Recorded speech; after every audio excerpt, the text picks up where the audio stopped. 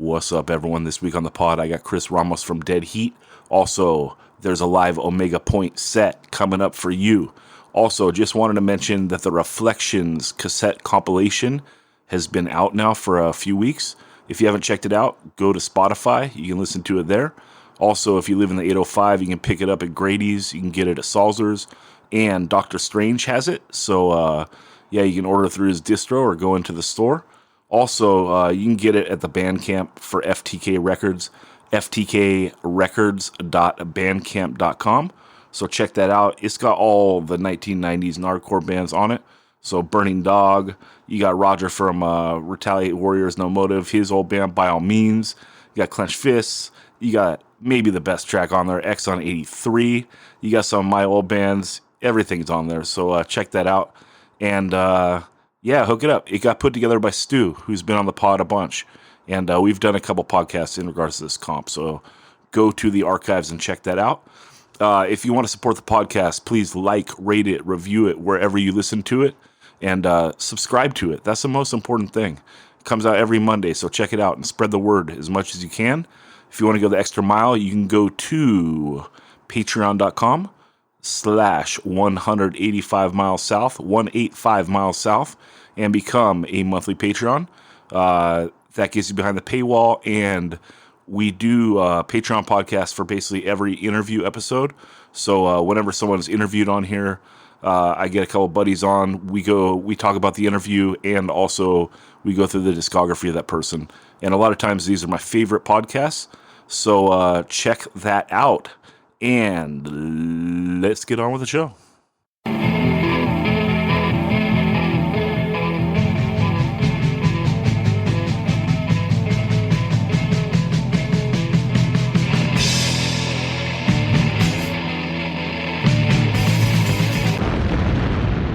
"185 Miles South", a hardcore punk rock podcast.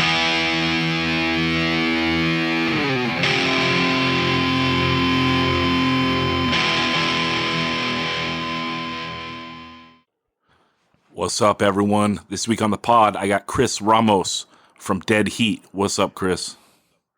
Yo, what's up? Yeah, good to have you. You were on an early episode, but it was like a fun episode with Stu, and we didn't get to dig in, you know? Yeah. It was one of the early drunk episodes. That's right. I think it was like back when we were just doing a couple snowball mics, too. It was like real early. And yeah, so this is better. Although it's weird COVID times. Like this time we're not in the same room together, which is pretty sorry. Yeah, last time we were in that hotel room. You were able to drink tequila with each other. Yeah. I mean, if you want to call it a hotel, that place is a shithole.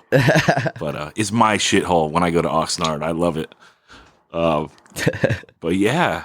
So, like we can joke about me saying like, you're the pride of Nard and stuff, but it is pretty rad what you guys have been able to do. And we're recording this in early December. And you just hit your 4-year anniversary with Dead Heat. We did. And we did. And I didn't even notice. And I was just like, everybody else told me like, oh yeah, we've been a band for 4 years. I'm like, shit, we graduated, Yeah. We ain't the high school band anymore. We're going to college. Yeah. It's weird like that, right? Like kind of when you think about things in terms of high school, like how different were you when you like entered high school compared to like when you graduated?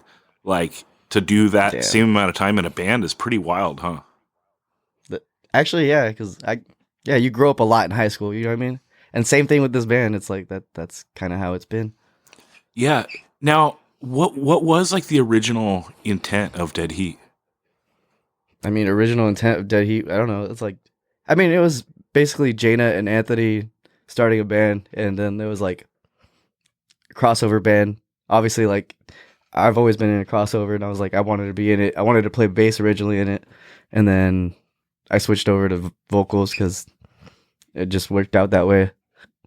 So I don't know. Yeah, I love the way it started, and then just got to where it is now, and I'm like, damn, that's a lot. Yeah. The reason why I ask is just because, like, you guys came out the gate like ready to go. You know what I mean? It wasn't like there was growing pains with the band and so forth. I wanted to start out that way before I circle back and like talk about your older bands. But yeah, go ahead. Sorry. No, I mean, yeah, like that's how it was. Like, wait, what were you saying again? No, You said, no, just you came out the gate like ready to go. There was no like growing pains with Dead Heat. It was like this no, I band's mean, a yeah, force. we had been a band for like a minute before we played a show, so that's why it's like we were starting in something, and then we were just like, all right, what are we gonna name it finally? Like, and then we named it Dead Heat, and we're because we had like 5, 6 songs already like ready, and we're just like, fuck it, time time is now. Yeah, and you guys had done bands before together, right? Yeah, I mean, I had done my last band with former member in Treacherous Skin, and then Anthony was always our like our go to person because he would always fill in. So I mean, he's always been a like another band member from previous bands, and so has Brando. Me, Brando, and Anthony started like a bunch of side projects before Dead Heat. Like if we try to start every other side project band, like a stoner rock band, we try to start uh like another random hardcore band. We try to start like a bunch of random ones in Brando's like old room in Camarillo. It's funny. Yeah, it's wild. It's wild. But Treacherous Skin, you guys were an actual like good band, wouldn't you say? Yeah, yeah, we had. Well, I mean, we were like a legit band. We had two split, or we had a split, and then we had a 7-inch out. So I mean, it's 2 7 inches, which is pretty cool. I mean, that was my first shit, like putting anything out on vinyl. So I was like stoked on that. And we were supposed to play like a bunch of things, but we ended up having to like not be able to do it because Kale was in the band and he was always like going on tour with other bands. So like we had to like cancel on things that he was already on tour for. So it just worked out like that we couldn't really do much. Do you remember when you got into punk and hardcore? Like when would that have been? Shit, like I think middle school, I think for sure. And like what time frame is that? I don't know how old you are. Sorry. I'm 31 now. Okay. So I was I remember 7th grade. I remember the first days of 7th grade. It was like the first week or so. 9/11 happened. And that's what I remember because I remember it was 4 days before my birthday, and I blamed 9/11 for nobody coming to my birthday party. It's all about you, man. It's all about you. Dude, at that time I was like, nobody came. I had one friend come over. I was like, I guess I invited a bunch of people. Yeah. What was the first stuff? What was the first stuff that you got into? First stuff I got into was probably like, let's see. I had a friend who showed me like, well, I was always into like Misfits and Ramones and stuff because my sister was like my gateway person at that age. Like she was always into like crazy stuff like Sepultura and like stuff like that I got into later. But she showed me like obviously Misfits and Danzig, and I've always known them since an early age. There's like videos of me like I don't even remember, but there's like videos of me at like 5 years old singing Misfits with my brother into the camera, and I'm like, oh shit. I'm like, and then thinking about it now, I'm like, oh, I didn't even know like I knew those songs back then, but it's like engraved. So it's like I have a Misfits tattoo, and it's more of like my tattoo for my family now because it's like, oh, it reminds me of them and shit. But like I don't know, I feel like I got into punk like 7th grade. Like I got a couple of friends who were just like into the like scene around here. Like I had one friend who was like into like Officer Negative, and they got me into like going to like Christian like punk shows, and I was like, all right. So I went to those, and I was like, all right, this is cool.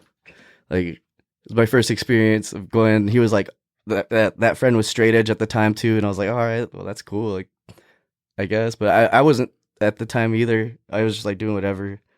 And, like 7th grade, I smoked weed for the first time, and I was like, oh shit, this is crazy because I think it was laced, and I never did it again until like 10th grade. It was funny. Yeah. And Go ahead. but yeah, like punk, I got into like punk hardcore like I guess 7th, 8th grade. More I started like listening like obviously In Control and like because you guys were I think were playing at the time still. and what was it? Like I just got into like Aggression and Stalag, like all the original Nardcore bands. Like all my friends were showing me them, and like so I was like, all right, well, I was getting into that, and then I remember 8th grade, I like started having friends at that time, and then got split up because I went to a different school and had to start like with a random crew of people that I didn't know, and they got me into hardcore. Like they got me into like I guess melodic hardcore and shit like too. But that's high school, and like I don't know. From then on, I just like started going to like some shows, like whatever show that was happening during the weekend. It was always like the Alpine shows, and like there was the ones that happened at like the underground and shit. Like so that was when I was like 14, like 15, 16.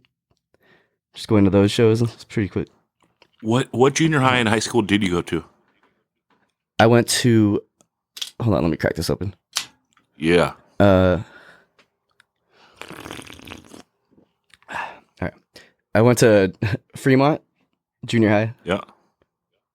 and then I went my first like half semester to Oxnard High School because I went to ROTC to try it out to be at Oxnard High School because I wasn't in the district. So there, I was like, "Fuck it, I'll do ROTC to try to go to Oxnard High School with my friends." And I couldn't handle it, so they took me off, and I went to Pacifica High School after that. Oh, wild. Yeah, that Yeah. high school didn't even exist when I was in high school. Yeah, well, I mean, it had been brand new. Like it was like in the first 5 years when I went. That's wild.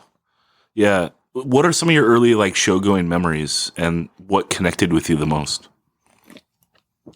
Let's see, I mean, from early on, I think it was backyard shows because that's like the first shows I went to. Like around Oxnard, there was only backyard shows. Like for a while, it was like I don't know. I remember a bunch of like crust punk bands playing too. Like do you remember that band like James and the Mexicans and like some of those bands? Like I remember the Assault playing too. Like it was just like random bands that I would always see at like backyard shows.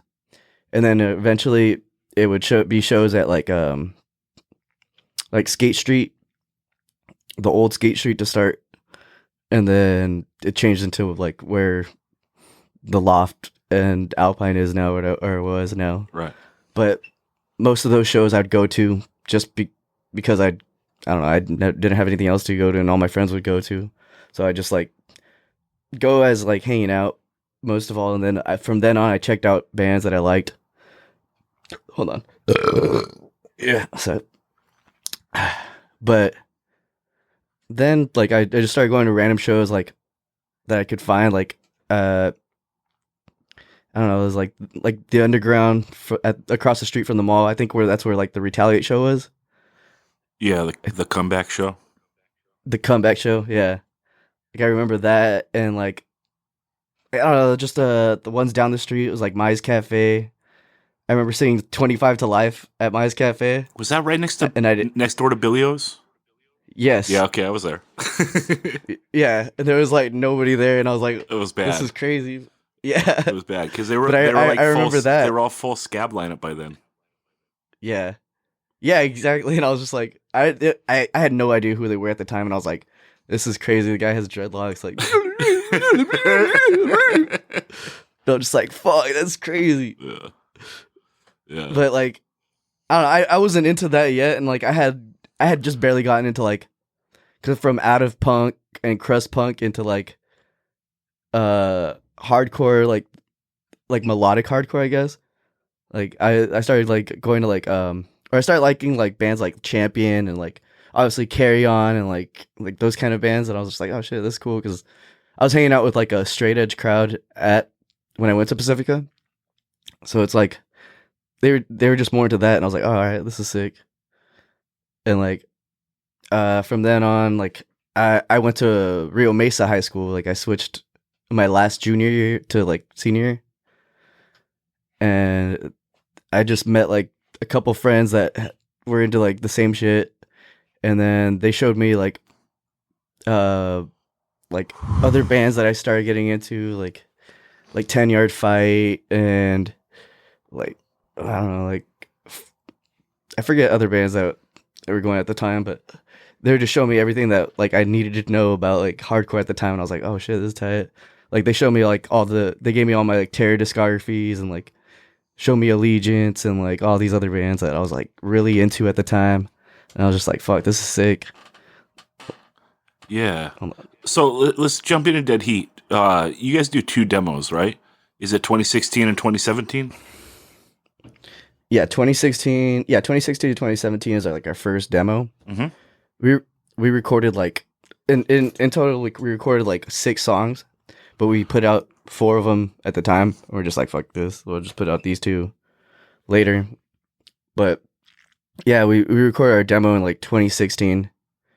Put it out like I think it was like early November. We put it out after our first show. What was your first show? Our first show was with Downpresser at the library in Ventura. It was a sick ass venue. It's for only sick ass fools, but it was free. Yeah. Like you had to rent out the room. It was like $45 or whatever. Just maintain it, and it was sick. Like we had a bunch of shows there that we put on, and then this show, like we were like, fuck it. Like it's the perfect time for us to play. Like let's just play. Like at the time, Jaina wasn't around to be able to play, but we were like, fuck it, we'll play as a 4-piece and like open the show. So we played that, and it was perfect. Like there was a lot of people. There was all our friends there. Like great reaction. Then like the show happened, and there's like crazy ass footage of Downpresser playing there, and that room's packed. Like there's like it looks like 200 people in there, which is like I don't know, like a 85 people capacity, something like that. Yeah, I think I saw the flyer to it. Did a band called Dead Beat play on the show too? Yeah. Because like you guys posted Dude, it. they're You're like sick. You're like, it's the first Dead Heat show, and I was like looking at it, I was like, did you misspell your name? What the fuck?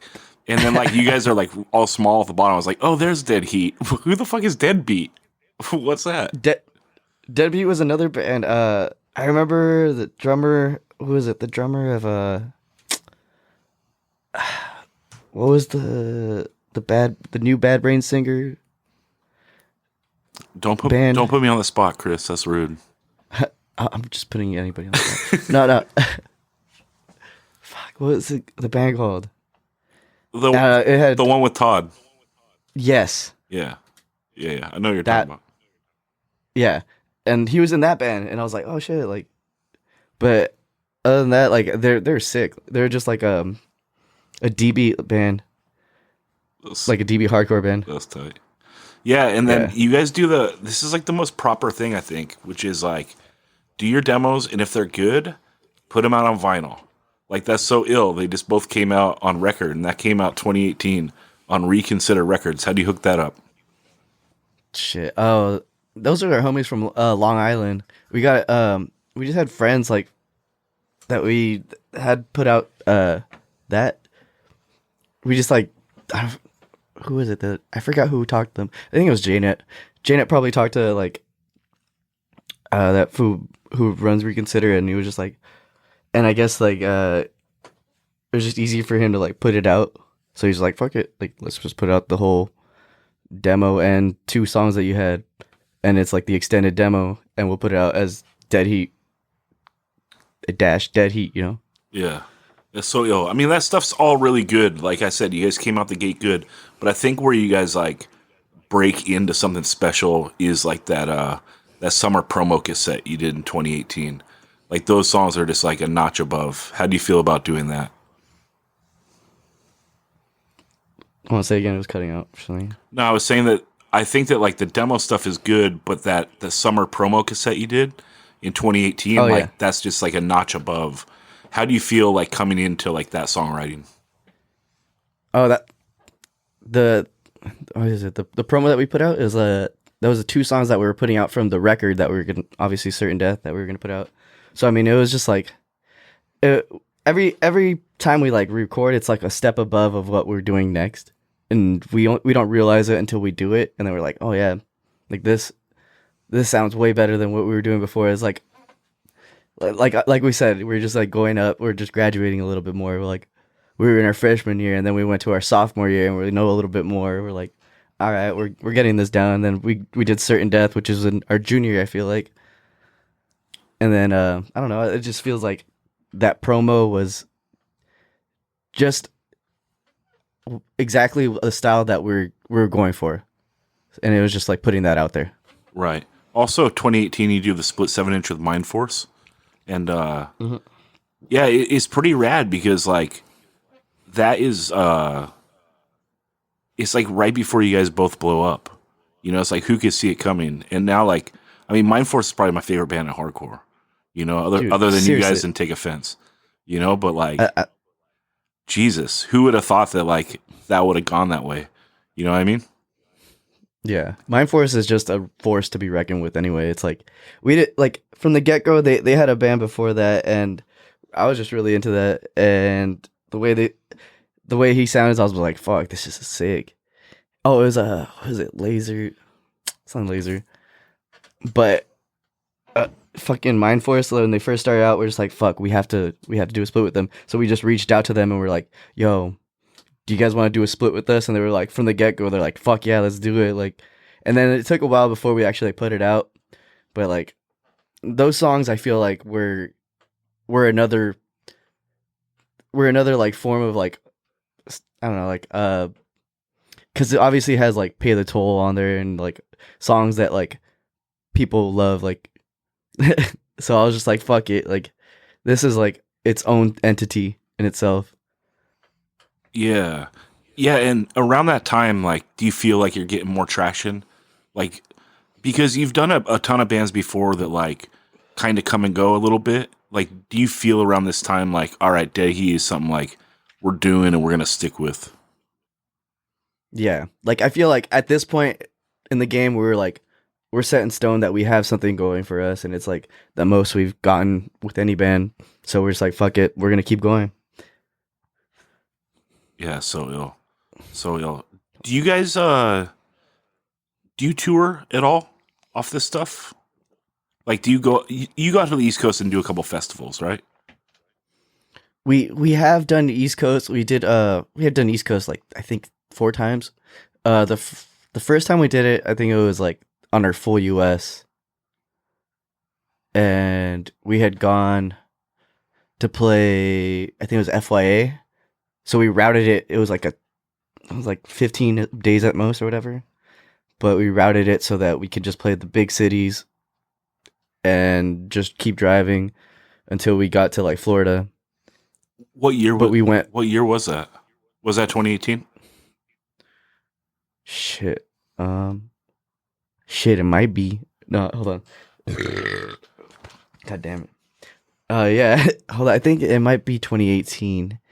Yeah. My memory's all off. No, right that's now. all good. Let's talk about some standout shows. So this is the first time that you've gone around the country, correct?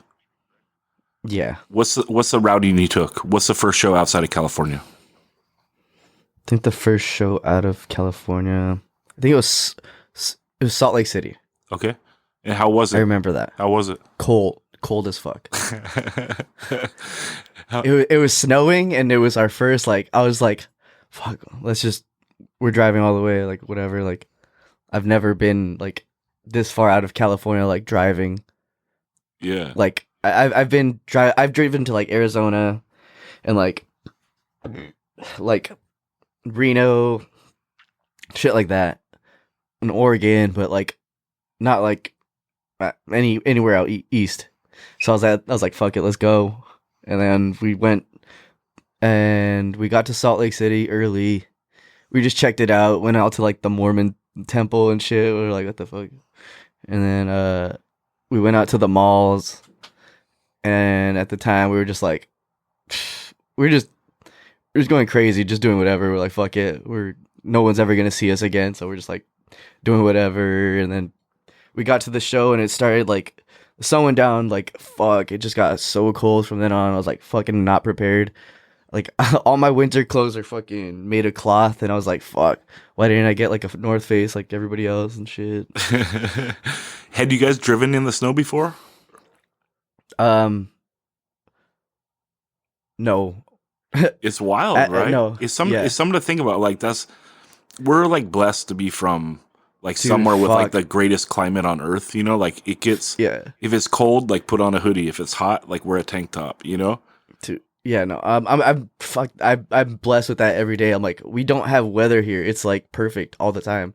You know what I mean? Like it changes from like maybe 20 degrees up to like 20 degrees down, but nothing like to where we're freezing or fucking dying of heat. You know what I mean? It's like it's perfect here. I feel like, Yeah. and then like everywhere else in the country, they're like they get weather, and I'm like, they're like, oh yeah, snow is like common. They're like, but it's a piece of shit. Like nobody likes snow at all. And I'm like, over there, I'm like, oh, I love snow, like, cause I'm from the West Coast. Like I don't see snow at all. Like, so I'm just like there. I'm like, oh, I'm enjoying this, and then I start driving. I get fucking into black ice. I'm like, the van's like fucking going everywhere. I'm like, oh fuck this, and I'm like, I pull over and let somebody else drive. I'm like, fuck this.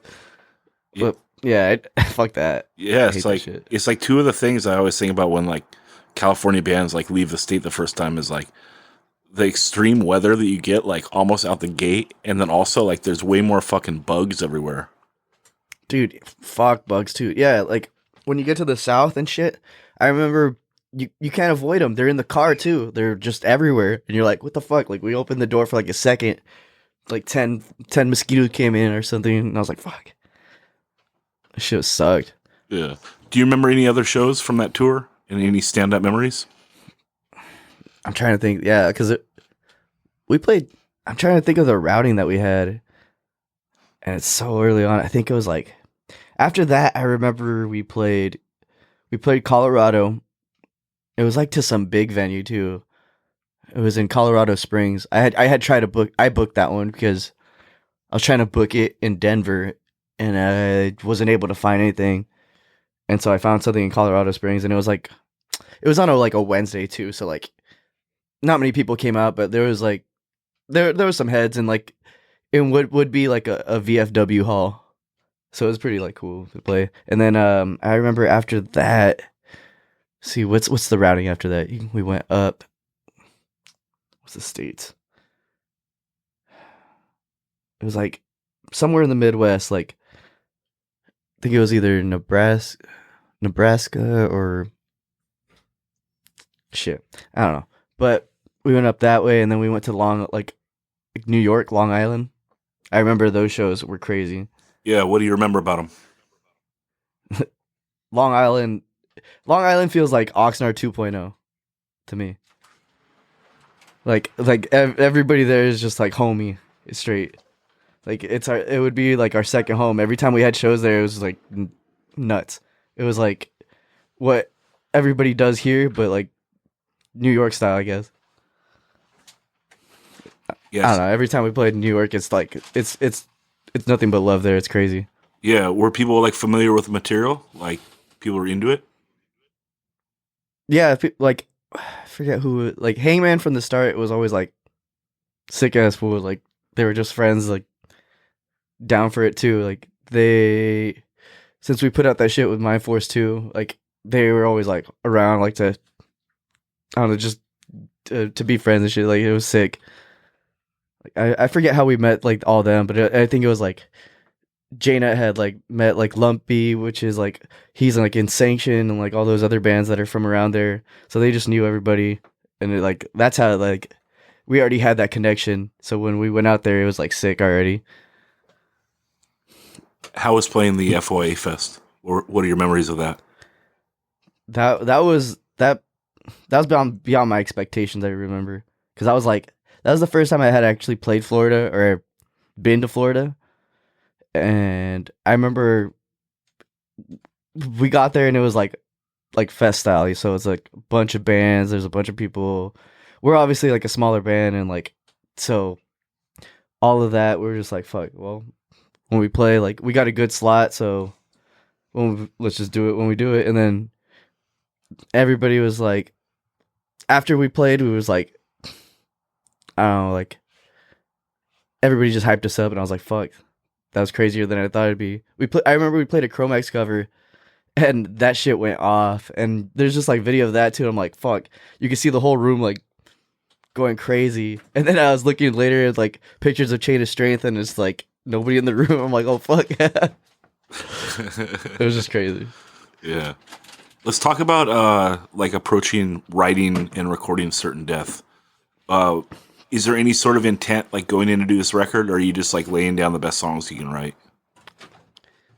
It was kind of just like we had some songs ready for it, but at the time, like it was kind of like we got into the last month and a half of like, oh, we need to write like 4 songs or something, and we just kind of like it kind of rushed into it, but at the same time made good songs out of it. So we're like, fuck, we put it like 10 songs together with a cover, and it was just like, I don't know, it worked out perfect the way we had it. Yeah, yeah. Are you happy with like the final product? Because that's like a big deal, like doing a first like full length LP. At the time, I think I was like, I felt like rushed at the time, and then when we finally like, I don't know, because I remember recording it, and I was like, oh, like I don't feel like this is it or something. And then like when we finally got it back, I was like, yo, this is it. You know what I mean? Like our first full LP, like short and sweet, and then like it has a cover and all this shit, and we're like, production sounds great, and we're like, fuck, these songs are like just another like key into like what we're going into. And I feel like it was just like it was just like songs that we had to put out, you know what I mean? It was like we had fast songs on it, we had songs that were like kind of groovy, and then we had the 2 promo songs that we obviously put out earlier. So it was just like it was everything that we had at the time. When do you think like Dead Heat grabs like the attention of everyone? Like, is before the LP, right? Like, what do you think did it? Like the reason why you guys were able to break through and like become as popular as you are. Honestly, I don't.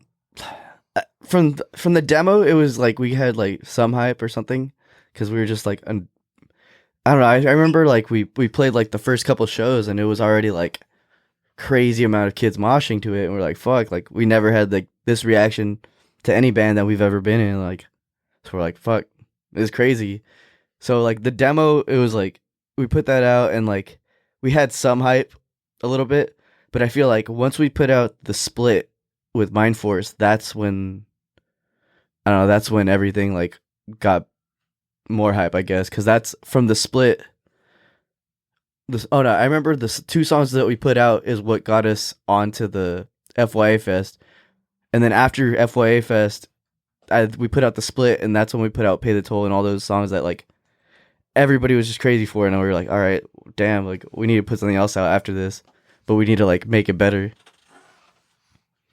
Yeah, a cool thing you put out in 2019 is like that live at Studio F12. It's like a live recording in Richmond. Yeah. How'd that come about? That came about, I think we were playing United Blood, and while we were there, I remember Ace, he's from Mutually Assured Destruction, but he puts on all the shows out there, and he's like, oh well, we want to record you guys at the F12. Oh no, sorry, Edgewood hit us up about that F12, and he's just like, oh, do you guys want to record something, a live promo thing before, you know, like the fest? And we're like, fuck it, let's do it. Yeah, how do you feel about it, and like how it came out and so forth? I mean, we did it at like 6 a.m. Oh Jesus!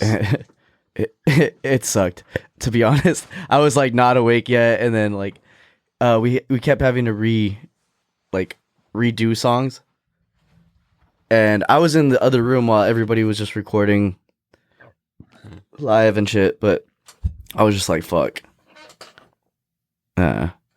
Like at the time, like I blew up my voice too. So for like the rest of like the fest, I was just like, yeah, I don't know. It was cool though. Do you do vocal warm ups or anything before you play? Not really, and I probably should. Now I do. Before I did not. Like, and people were like, "Oh yeah, like how do you do the scream?" I'm like, I don't know. I just fucking do the scream. What is your technique now? Now it's just like now I'm like humming and shit before like trying to like I try to like gargle shit and make sure like I can like hit the high note at some point. So like all my like vocal warm ups are just like and then like trying to like grunt as long as I can, Yeah. but really low. So it's like it rattles my throat. So I'm like prepared for like singing. Yeah, that super But low, other the than low that, hum. yeah. Other than that, I just drink like tequila too, and then just gargle that shit. That's a move. The other move, dude, is you got the tattoo. You just got to sing Misfit songs. I'm I telling mean, you. You do the hum, and then belt out a couple Misfit songs in the fucking alley. you're right. You're right. Yeah. I used to just like sing in the car before, cause dude, I don't know why, but the fuck, I'd always like remember or not remember, I'd forget all my lyrics right before we're playing, so I'd have to write the lyric to every song as my set list, and everybody else in the band was like looking at my set list like, what the fuck is that? And it's just the first word of every song, so I remember. That's ill. I like it. Let's talk a little bit about Anthony and his art and how important that is to the band. Oh, that's just crazy. Like, I before I'd always know that Anthony could draw because he drew the first like Treacherous Skin like shirt too. So he was just like, and with I remember with Certain Death, he just like winged it with it too. He's like, that was like the first thing he's ever like painted. I remember, and he just fucking killed it with it. And now he's just like killing it with his art, like even more so. Like he does all that shit like all the time, just draws like random shit. Like and now he paints all the time, and like he's gonna do like the inside of our next album and shit. But he's got his own like thing set up where he's like he draws commissions for people too. So hit him up. Yeah, get at him. The other thing is like Dead Heat is always on point with like having all kinds of merch. And Dude. you know, with some of the interviews I've done like with Instead and Uniform Choice, like both those bands were really prolific with their merch, and you guys are very similar. How do you stay on top of that? And also like you have a little bit of a background in the screen printing now, right? Yeah, it's because I print everything that we have. So I mean, like we got like merch ideas, and they just come to me. I'm like, all right, well, I can print that. Let's just do it, I guess, and we just go with it. So I have the capabilities of doing what we can with merch. So I'm like, all right, well, let's just do it. That's ill. You guys went to Europe in 2019, and in the fall of 2019, what was that like? Dude, that was ill as fuck. I remember we left the day before Halloween and got to Germany on Halloween. And it's a culture shock when you go there. Like breakfast is not the same. It's not greasy. It's fruits, and they got crackers and cheese and meats. And I loved it, and I was like, what the fuck? Like, how come we don't have this? Like, we don't have healthy options like this. You go into, like, every gas station, like, that would be a 7-Eleven, but it's like hometown buffet and shit. Like, they got, sorry, hold up. They got, like, things behind the counter, like, good-ass meals. Like, they have vegan shit, like, at every gas station. You're like, what the fuck? Like, over there, like, you go to McDonald's and you can get the McVegan and shit. I don't know. I loved it. I love Europe. Like when we went, we got so much hospitality too. Like when we were in Germany, like we went to like all these random places too. Like we went to some tower, like that's like the highest point that you could see. It's like I don't know, like as tall as like the Empire State Building or something like that or something. But it was sick. Like Germany is like another place too. Like we played in some like hollow den in the middle of nowhere, and like 40 people showed up, and it was like crazy. It was sick. Yeah. Any other like show standout memories? Dude, we played the Netherlands. The show that we went out there to play, it was like a festival. It was called the Sound of Revolution Festival. And I think it's like 4 days. Whatever, but or 3 or 4 days. And I remember we played on like the small stage of the first day. And we were like, I think second band in the small stage, but like it was like 12 o'clock or like 1 o'clock, and we had just gotten there, set up and all this stuff, and then like the small stage is set up in the first room, so you have to walk through the first room to get to like the two big rooms where all like the other bands are playing. Like there's like big bands playing there too.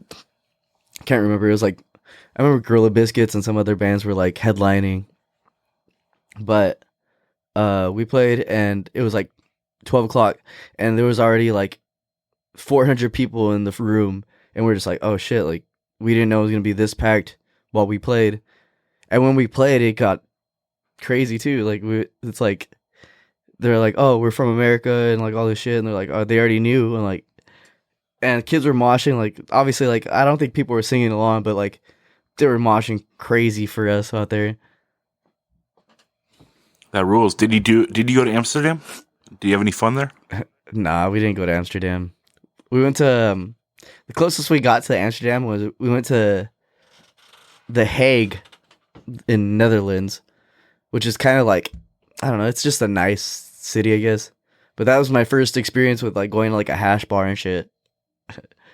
And like that's like the closest I got to like going to Amsterdam. I was like, oh well, I can't go to like those kind of places over there. I'm like, well, I'll go here. Yeah, you have fun though. I had hella fun there. It was fun. And then we took we took our homies Heavy D and Benji, Oh which shit! is the party of the 805. Yeah. And we just had the time of our life there. like they made it even more special than it was. Like we were out there, but they were just the party of it. It was fun. That rules. Let's talk a little bit about like the local scene in 2019 and the beginning of 2020, because like I really feel like the scene was at a peak, you know, and kind of like, you know, you guys did that show at Hong Kong, and I think you might have played again a week later, but it just seemed like everything was firing. Everyone was coming out to every show. There's a million bands, you know, we documented 36 bands on the Narcore for Life comp, you know, like talk a little bit about how the scene was going and where you think it's going to be like coming out on the other side of COVID. Damn, that's another thing that was crazy. It was like, it was pop, like you said, it was popping off. Like, and the end of 2019, there was just like so many bands, so many shows coming out. We're like, fuck, this is gonna be crazy. And like, we had like our music video show that we were supposed to make a music video for, and we like, for some reason, we weren't able to finish it because we had so many other like scenes lined up that we weren't able to do because that's when COVID hit, and we're like, fuck. So it stumped everything that we had. And I think now we're just gonna finish that and put that out. But I remember like there's some like it was like Civil Conflict still like putting out new shit too, that, and so I was like, oh well, this band's gonna put out a new thing, and like we're gonna play shows, and I wanted to take them out and then play like some hardcore shows and shit. But like yeah, we played the last show we played was a Drain's video music shoot in the backyard in LA, and that was crazy. That was nuts for sure. That reminded me of being in like high school and seeing backyard shows going crazy. But this is like this reminded me of like Sound and Fury when it got moved to the Romero house and it just got wrecked. It was crazy. Yeah, what if that's the last show you ever play? That'd be fucked up. That would be the last. Yeah, the last show I ever played was like a couple days later with Combat Shock in Ventura at the harbor at some random place. Oh shit. But Yeah, that being at that show, if that was the last show, that'd be sick, but also very sad. Nah, in true Nard fashion, the last show would be the show at the harbor, like some random Yeah, ass show. That's like way more yeah. proper. But It was on a Wednesday too. I remember because it yeah, was like Metal Wednesday. it's wild. Um, let's talk about doing the new record because now you got it in the bag. It's done. Second LP. It, How it's did you been approach writing it, and what was the process like? Dude, the process for this I think was easier. I mean, we had a good amount of songs, but like ready, like maybe like 5. Since the last thing we ever did was Certain Death, and I feel like we put that out in like February of 2019, but we had it done since like November of the year before that. So I feel like we had a lot of time in our hands, and we finally like got some songs together. Like we had like 10 or 15 songs before that, and it was just like starts of songs that we had, but we never like finished them. And then we finally like finished like 5 of them or whatever. And then we got Vince and Yogi in the band and finished like 5 to like 6 more or something. So I mean, we just got like another inspiration from them being in the band too. And that was like our way of like finishing this new record. And honestly, like this new shit is like the best we've ever done. I feel like it's another step up. Like obviously, like I feel like we graduated with this one. I mean, like in terms of that. Yeah, it's a wild record. Like you went all in, like with the Dead Heat, like gang part. That part's fucking wild. Have you listened to the whole thing? Yeah, I mean, yeah, I've heard the whole thing. That's what I'm saying. Like I feel like it's just another step up of what we have, and I feel like it's everything I wanted to put it in a record before that we couldn't, and now it's like yeah. I'm proud of this one, putting it out before like how Certain Death I was unsure of it, but this one I'm like, yeah, I'm sure of it. Yeah, it rules. It's something to be proud of. I think another cool thing you guys do on this record, which I would actually like to see played up more, is like it's got to be Anthony, right? Doing like the John Carpenter type like intro shit. How so? It's like The the synth shit. No, that I think that was Taylor playing synth Oh, on that. Yeah, I he love like that shit. produced the synth part of.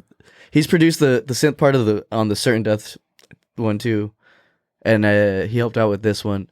Like I remember he put it in the little synth like while they're playing on guitar too. So we're just like, oh shit, well, yeah, that'll sound sick. So Yeah, now I I'm thought gonna try to add a synth so I can play it while I sing. I thought it was Anthony for sure because he's like super into 80s horror, and like it sounds like John Carpenter. Yeah, yeah. I mean, now that I think about it, yeah, it does. But yeah, super ill. So what do you think? Like, I like that you guys aren't strategizing. You know what I mean? It's like it's time to do an album. You're doing an album. Like, did you consider holding it back or anything? Because like, who knows when there are going to be shows again? I mean, what do you like? As in holding back? What do you mean, like? Well, some people Do don't you, want to put out an album if you can't tour off it. I mean, at the same time, we're kind of doing the same thing. Like we're waiting a little bit, but obviously we're waiting on album artwork right now as well too. So we're gonna wait on that and then prolong this as long as we can. Because I don't know. It's like if I put it out now, then what I don't know. We have to wait a little bit. Whatever what we're doing. Like I kind of want to push it towards when we could play shows again. But I'm like at the same time we can't wait this off. Like we got to put it out sometime soon. Yeah, I mean, who knows when shows are coming back? But I bet you by summer, if they got the vaccine like coming, we'll be all right. Yeah. Shoot that needle straight into my dick, and then let's do some shows. Prince Albert style, bro. I'll Just be straight the in. I'll be the first in line, dude. I don't give a shit. I'll shoot it right into me, and then I'm gonna go stage dive. Hey, you've been in the Billy O's bathroom, right? I have. Many Nah, times. you can get the vaccine then. You're good. You can handle anything. That's right. That's right. But yeah, anything else you want to touch on before we get out of here? I mean, shit, I don't know. What do you want to touch on? I mean, I went through everything, dude. It's all you. Anything you want to say, you can say, or anything you want to touch on, we can touch on. Otherwise, I feel all right. I'm good. I feel like I'm good. I feel like talked about the record. We talked about past records. Let's see what else. Benji got a shout out. That's like important. Benji got a shout out. Heavy D got a shout out. Shout right. out to the 805. I mean, shout out to the scene that's on pause right now. Shout out to all my homies moshing in their living rooms and not in venues yet. You know.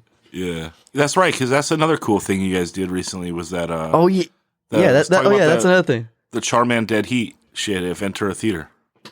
That was crazy because that's the first time I ever played the Ventura Theater, and it was to nobody. Yeah. So I was like, fuck, this sucks. But I'm like, at the same time, like, you know, I had to make the best of it. So I got drunk a little bit and acted like there was a crowd there. Yeah. Yeah, I mean, like, you guys have done several sets, like, in this time to no one, because you did the one for SOS as well. Yeah, that was the second one we did. I feel like that one was, like, more well-produced, I guess. I feel like that one we were ready for. The first one, we were like, it's a Halloween when we were all dressed up. We are like, fuck. I remember makeup was going to my eyes anyway. So I was like, oh, fuck. Like, this shit sucked. Like, but the second one we were prepared for, I feel like we showed some more songs that we had on the record too. So I feel like everybody got a preview of like what we're going for, I guess, or what we're going to do. Yeah. So but other than that, I was just like, oh, that's sick. Live sets, I guess, is what we have to do for now. So I mean, yeah. It's sick that we have them. Yeah, it's cool that like you guys aren't shying away from it, right? And it's like you still make it entertaining. You know, it's like you guys do such a good job of like being fun without being cheesy, right? It's like if someone else did like the pant rip off, you'd be like, "What the fuck, dude?" But like you do it, and it's like, "Fuck yeah, Dead Heat did it." What's up? You know what I mean? I mean, I did that before one time, and I was like, that was in Treacherous Skin. And I was like, oh, okay, I'm gonna try it again. This time it's gonna be televised, so more people will actually see it.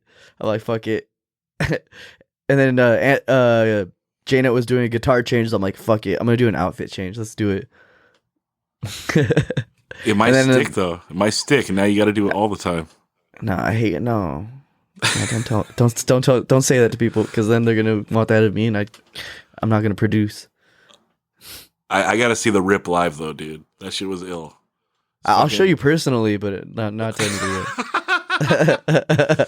Yeah, maybe again when if David Lee Roth ever, heaven forbid, dies, you do one as a tribute to him. Yeah. Don't say that though. Don't wish that upon anybody. No, I said heaven forbid. One day. I mean, we're all gonna go one day, man. See, that's what you already said it. Don't. God damn it. Oh, my bad. But Chris, do you feel well represented on here? Or? I feel well. I feel well represented. It's fucking hard to say, huh? Well represented. Yes, it's hard to talk I wanted to in say general. well rounded. Yeah. Yeah, I feel well rounded. Yeah, that's good. That's good. I appreciate it. Well, dude, thanks for doing this. And it's a full episode. I feel like go ahead. I feel like at the same, like I feel like it was the first interview though. I feel like I was drunk. I wish I could be too, but it's Tuesday night. I gotta be an adult. I am an adult. I got work in the morning, but it's Tuesday night as well. Yeah, I feel it, dude. Hey, it's 2020. You just got to do you and try to survive. Exactly. Yeah. Word up. But yeah. Hey, thanks for doing this, Chris. Much appreciated. Hey, thank you, Zach. All right. What's up, everyone? I got Mikey and Stu, both from Omega Point, and we're doing something special on this pod. We got a live set like we do with the Charman, but want to shoot the shit a little bit first. So what's up, dudes? What's been going on with Omega Point? You guys, you did the set for us, but how's the year been? How's this weird ass year been? it's been it started off eventful, exciting, and then just went stagnant. But it's overall still for the 805. I feel like things are firing, but for Omega Point, um, things just went a little dry just because of the COVID situation. In addition to my wife and I had our daughter, so just doing that as well as being locked down. So yeah, just doing the live set was actually the first time we were all in the same room together since the last show we played before lockdown. So Yeah, and that show, that was a Hong Kong Cafe show? That was the Blue Room show. the Blue Room. It was like a week after because we played the Hong Kong show, and then a week later we played that comedy club on Ventura Harbor with a few bands that were out of from Canada, I believe. One was from Santa Cruz and Slow Bleed. Yeah, and then like the next week everything just like shut down. Yeah. Yeah, well, I wasn't at that one, but I was at the Hong Kong show. That one was a rager. You guys in Dead Heat and Rada Correction. Yeah. Then that was the best show, dude. That was probably the peak, I'd say, of the scene at that point. Yeah, it was. I agree. Yeah, I mean, as you guys have touched on multiple times, like the different generations throughout 2019, we're all like getting relevant with each other, and like winter to early spring 2020 is when like it just like was at the apex for sure. Yeah, well, doing little things like this and doing the pod and shit, hopefully keep the flame burning a little bit and pull out of this. There seems to be a light at the end of the tunnel. Some of that vaccine news was good, and hopefully they get it distributed, and maybe summer next year we pull out. So hoping for the best. Yeah, it's gonna happen. Yeah. It's gonna happen. I just gotta not die by then. So yeah. Yeah, I mean, I think people need to stay smart, and I think there's probably ways to go about it safely with most majorities of like genres. I think that punk and hardcore is going to be a little bit more difficult due to the energy and the style of the shows. You can't just really be like, actually, I was gonna say you can't just do like a car parking lot show, but that's actually don't tell that to Stalag 13, dude. Yeah, that was like, actually done. Yeah, it's like, well, and the fact they did it at the OPAC was fucking sick too. Yeah, super super dope. Actually, it's funny. I was driving. I had to go to LA for some work stuff a few weeks ago, and I drove past Agora Hills, and there's like the Canyon clubs there. Yeah. And so usually when you're going southbound on the left hand side, they have like the upcoming acts, and it pretty much there's just a huge sign that said like save live music, and then it said like go to shows at Oxnard Performing Arts Center, like because I think they purchased them. They did, yeah. Like, they were like putting it on, and they're the ones that did the punk show, the parking lot show. They purchased OPAC, and they're the ones that are currently managing it. So it's funny because if you're driving on the 101, there's a giant sign that says like "Go to OPAC." Yeah, I don't know how I feel about the Rich Valley fools behind OPAC, dude. But that's cool. As long as you guys keep the punk shows going, we won't burn it down.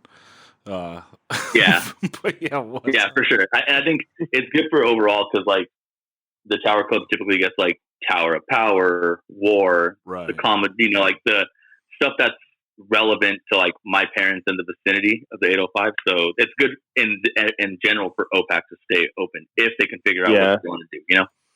I think what we got to do is like the first hardcore show back. Like if we're coming out of COVID, but it's still a little sketchy. Is just do like a beach party. Just everyone wear like a mask and a snorkel. Perkins, dude. Oh, Perkins or Perkins. Wainami Beach.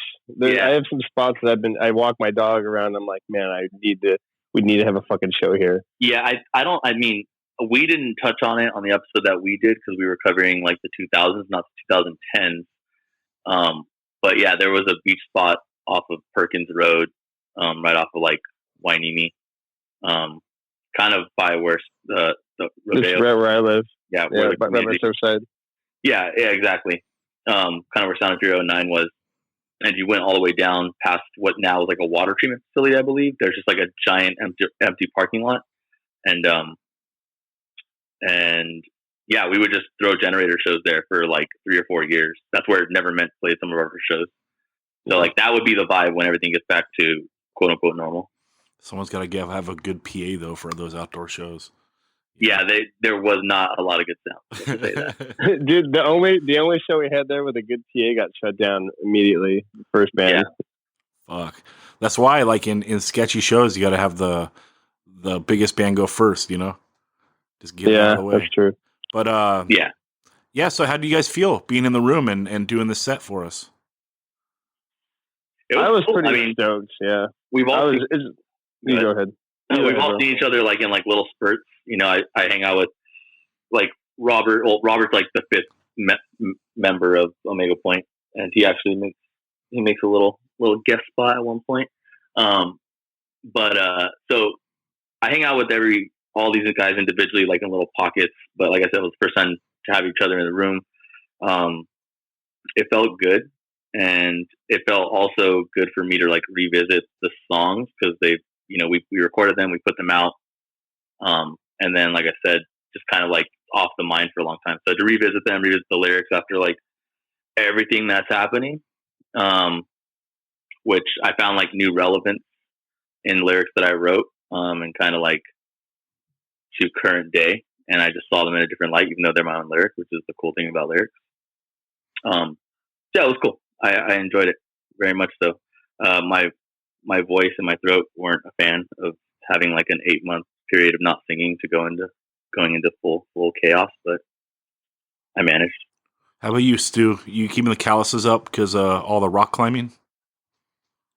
Yeah, funny enough is I've played drums way more than I've climbed this year, so I found a lot of time to practice, and it was just cool to like play music with my buddies that I've been playing with for so long, and you know, throw some fills in there that I've been like working on alone, and it's just fun to like.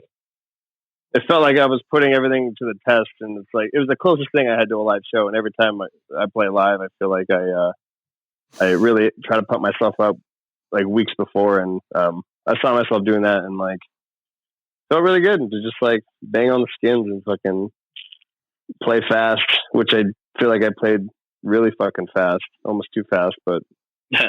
You know, I'm just too psyched, man. Yeah. I think this is important because, you know, right now when there can't be shows, it's important to have like little like tentpole events to like work for. You know what I mean? And so, you know, any other bands that want to do this, get at me. We can make it happen. You got to just shoot me email 185milessouth@gmail.com. But how was it like recording? So Ian is the guy that helped us out here, dudes.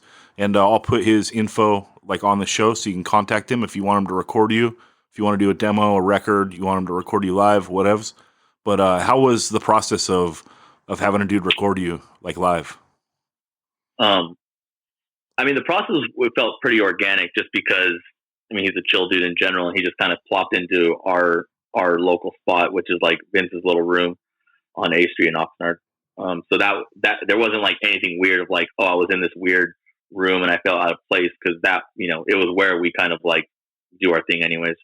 What was weird for me is I get my energy from like somewhat like the nerves of being at a show, or like, you know, just the adrenaline of like being on a stage, because like I personally find myself like as someone that's rather shy and whatnot, but you know, ever since I was like 16, I've been singing in bands. So I got over that fear, and I kind of like used that platform, if you will, just to kind of like go crazy for that X amount of minutes.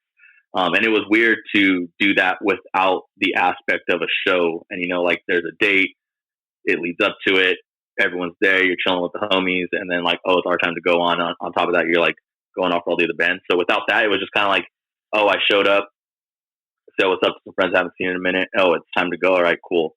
And so for me, it's harder to channel the energy in a situation like that. And like I said, I think I may do, but that was the only weird part, was just like having something that I knew was going to be broadcasted, if you like, yeah, like, you know, presented in a live format, without having the live energy, if you will. You just got to feed off Stu's fills, man. You don't need the crowd. Yeah, exactly. and you know, for the most part, like, I mean, me, Vince, and Stu have been playing music for a long time, and Mike's been playing bass with us for at least. Shout out to Mike. Yeah, shout out to Mike, the homie. And so yeah, so I mean, we know how to play with each other. There wasn't anything. I think there were some cobwebs, but it wasn't anything that we can just like get back into the swing of things. Yeah. All right, Stu, tell them what they're going to expect right now.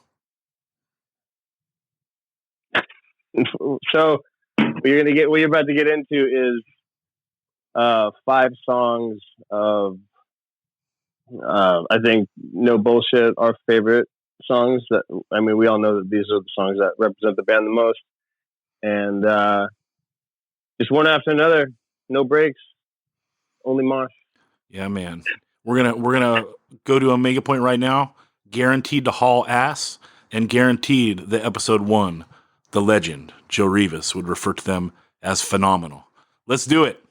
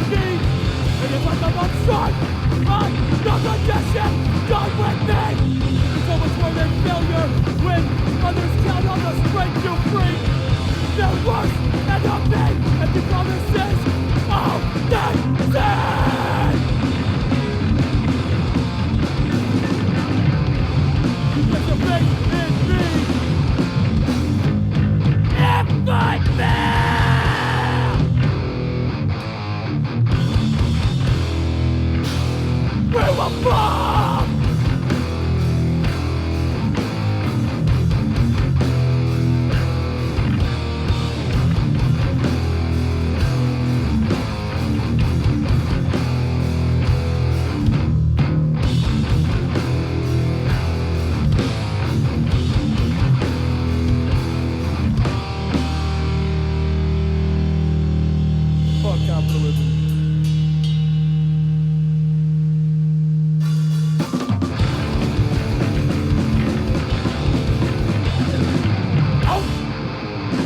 Not for the thrill, not get escape.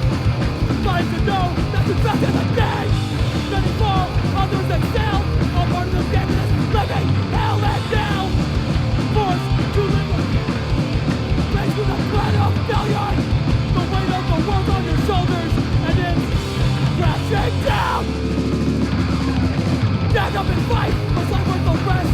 Stuck with the weather they placed us in. Take your way out, get with the down. Open your eyes and take a look around and down. Forced to make a choice, faced with the threat of failure. The weight of the world on your shoulders, and it's crashing down.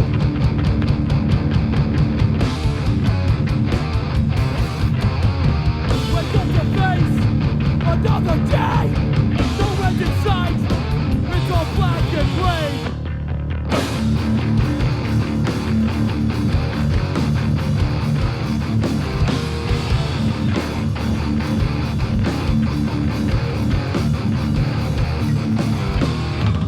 Forced to make a choice.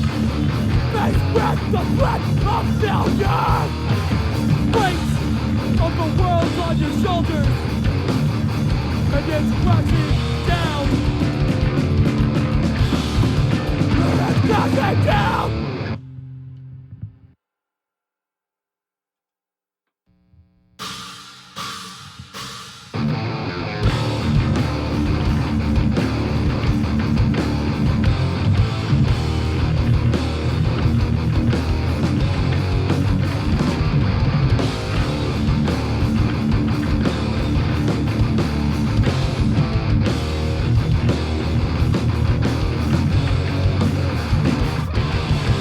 Not watching film. It's coming down, the pain I can't hand. Bad days trying to understand what's it guilt inside. The king of empty and now this whole field so alone. The weight of life is heaviness when it doesn't exist. Now you have this, what could have been?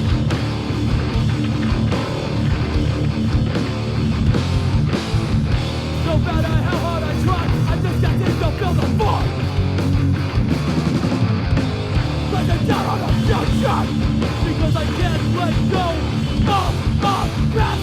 In terms of resolution, I turn to the one escape I know. Don't take myself.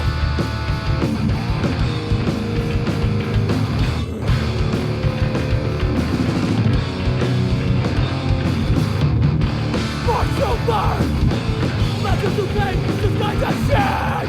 And now you know nothing is ever written in stone.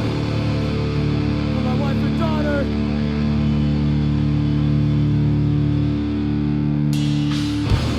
This house is empty, not a soul inside. And now I find myself searching for the light.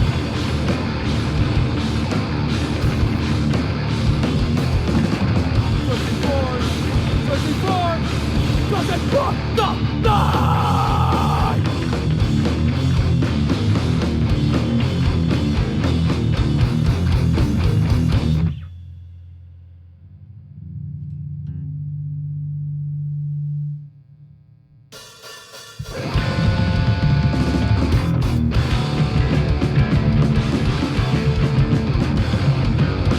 Back out the night, contemplating what I would have said to get you to take a step.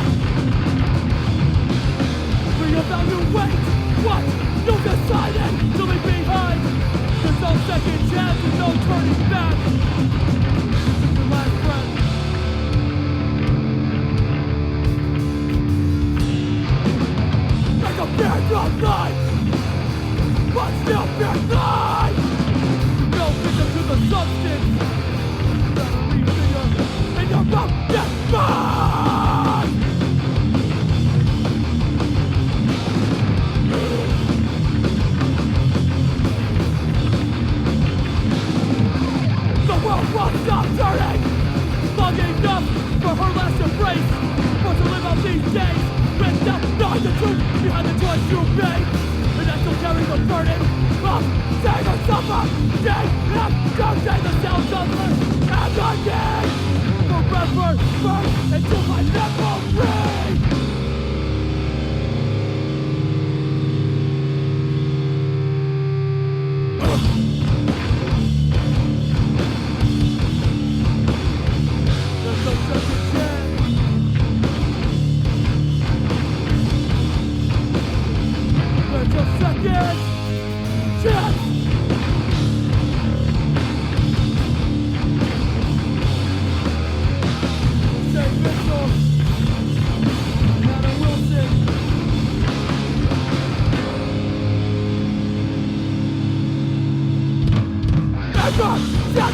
Confusion, still no answer, still no answer to the questions that you left behind.